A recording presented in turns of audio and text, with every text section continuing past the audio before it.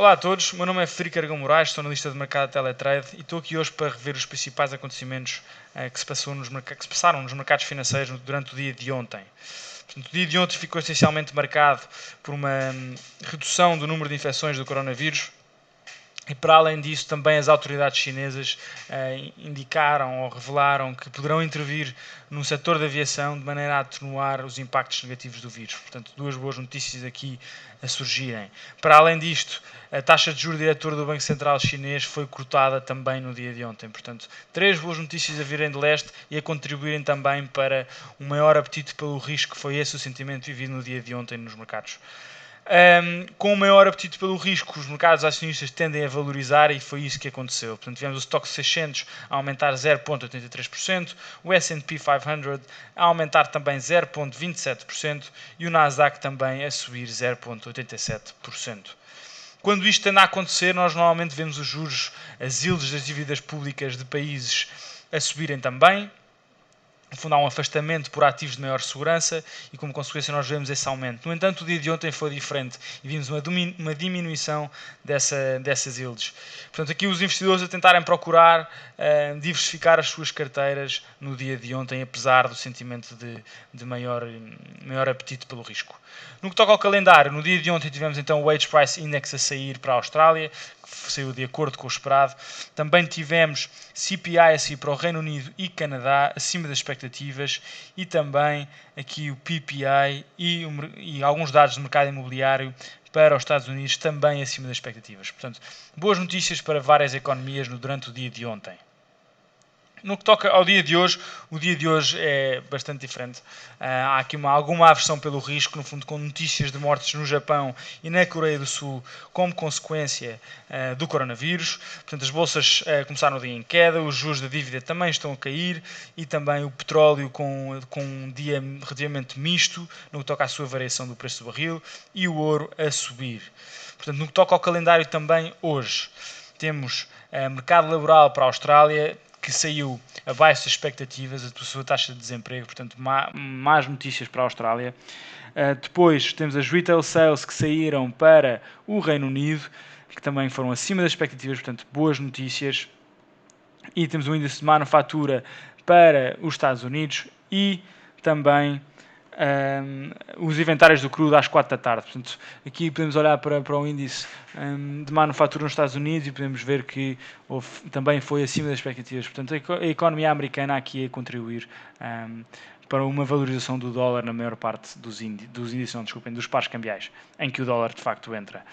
No que toca ao euro-dólar e ao dia de ontem, portanto, ontem foi um dia de boas notícias para a América e nós podemos observar então aqui esta desvalorização do euro relativamente ao dólar. No que toca ao Stoxx 50, portanto, as 50 principais empresas europeias, no dia de ontem este índice acabou por valorizar 0,78%, como podemos aqui observar. Também o S&P 500 acabou por ter uma valorização de 0,27%, como podemos aqui observar no dia de ontem, e também o Nasdaq a valorizar bastante mais, que o S&P 500, portanto a valorizar 0,87%, como podemos aqui observar. No que toca ao GBP-USD, portanto à libra esterlina, vamos então aqui olhar para o dia de ontem e para os dados que saíram ontem para estas duas economias. No fundo, nós temos bons dados de CPI a saírem para o Reino Unido e bons dados de PPI, de mercado imobiliário, a saírem para a economia americana. E no fundo, os dados que saíram para a economia americana terem uma força maior na variação do preço desta moeda e então conseguimos observar uma desvalorização da libra esterlina no que toca ou quando comparada com a moeda americana. No dia de hoje também tivemos bons dados a saírem para o Reino Unido, tivemos então as retail sales acima das expectativas, no entanto o impacto que isso teve na variação da moeda foi muito reduzido e no fundo continuamos a ver aqui a força do dólar a ganhar então à libra esterlina. Crudo. Aqui o crudo no dia de ontem teve aqui uma subida bastante íngreme ao longo do dia, onde existiram diversos fatores que contribuíram para isto. Portanto, do lado da procura, pensa-se que os estímulos económicos da China vão contrariar um possível efeito de queda e do lado da oferta temos então as sanções impostas por Trump à petrolífera russa, bem como o cessar-fogo na Líbia, que poderão afetar a oferta neste primeiro trimestre. O dia de hoje, como disse, é um dia mais misto. Tivemos aqui uma quebra do valor do barril e então agora com uma subida depois de parte do dia de hoje. No que toca ao USD-CAD, e olhando então aqui para a economia canadiana, que depende muito da variação do preço do barril, e que é interessante, sempre interessante olharmos então para esta moeda. Portanto, nós vimos durante grande parte do dia de ontem a valorização do preço do barril e, como consequência disso, vimos então a valorização do dólar canadiano. Hoje a tendência era um bocado oposta, mista, então vimos a desvalorização do dólar canadiano e aqui então agora a valorização outra vez do dólar canadiano como consequência do aumento do preço do barril que estamos a ver neste preciso momento.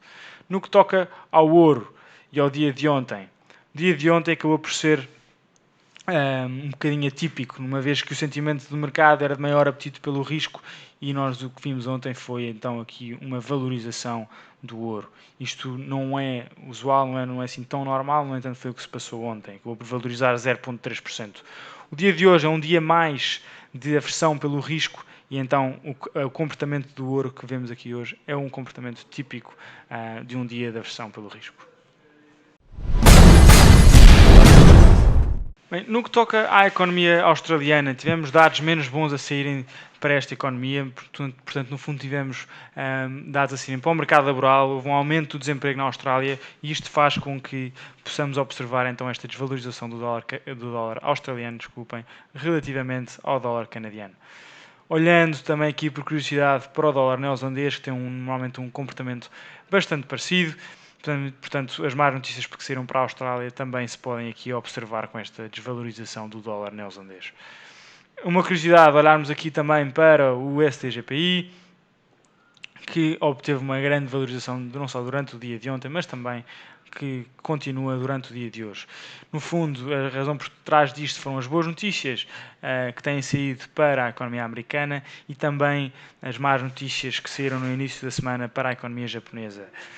Prevê-se que a economia japonesa tenha contraído 1,6% no último trimestre do ano passado e isso são más notícias para esta economia. Em termos anuais, há uma quebra, uma contração da economia no valor de 6%.